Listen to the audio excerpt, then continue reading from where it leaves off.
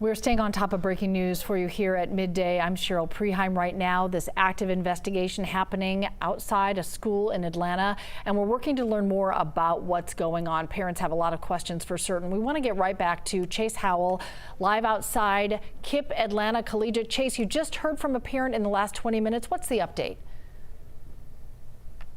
Cheryl, let me tell you something really quick that I think is most important, because we just heard from school employees that the lockdown is lifted. What you're hearing right now is actually the bell and announcement saying that kids can start going to their other classes. Now, what you're seeing on this stairwell right now are parents looking to pick up their kids after hearing of an incident going on where police were investigating. Well, I did speak to parents who told me that they heard that there was a robbery or shooting between two students over at Anderson Park, and we have not been able to confirm this, and I want to repeat that we have not been able to confirm that information. But what we also saw within the last half hour was a student being escorted out by police, and we are not sure what his involvement was in that incident, but he was put into the back of a police car.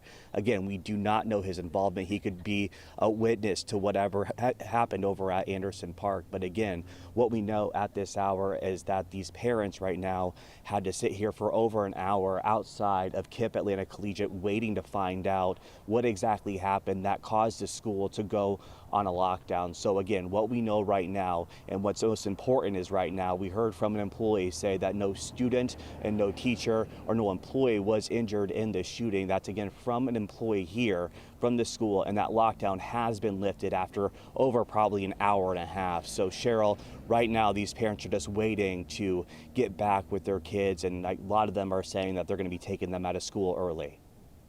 Yeah, we see sort of looks on their faces. We could see the parents kind of waiting. You know, there's so much anxiety when you get a call or get information from a school that something's going on. Even more anxiety when you're not clear about what that is. So understand some parents just want to get their hands on their kids, get them home with them. But we're really glad to hear that everybody's okay, Chase. And yeah, and we did hear from a parent too, and I want us to be able to take a listen to what she said her daughter was witnessing inside KIPP Collegiate. She was texting me, yeah, they was under the desk, they were scared, they couldn't say nothing, she couldn't call, but I did tell her to go ahead and FaceTime me. I had to make sure she was good, but the kids were scared, you know, they were scared, of course, who wouldn't be?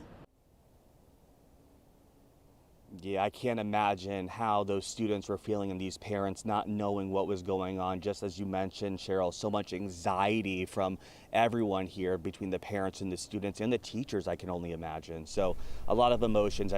These parents are just happy to have their kids back home and safe. All right, and we know you'll keep following what caused police to respond in the first place. Chase, thanks so much. We'll follow all of those developments for you here on air and on 11 Alive Plus, our app. You can download it for free to stream.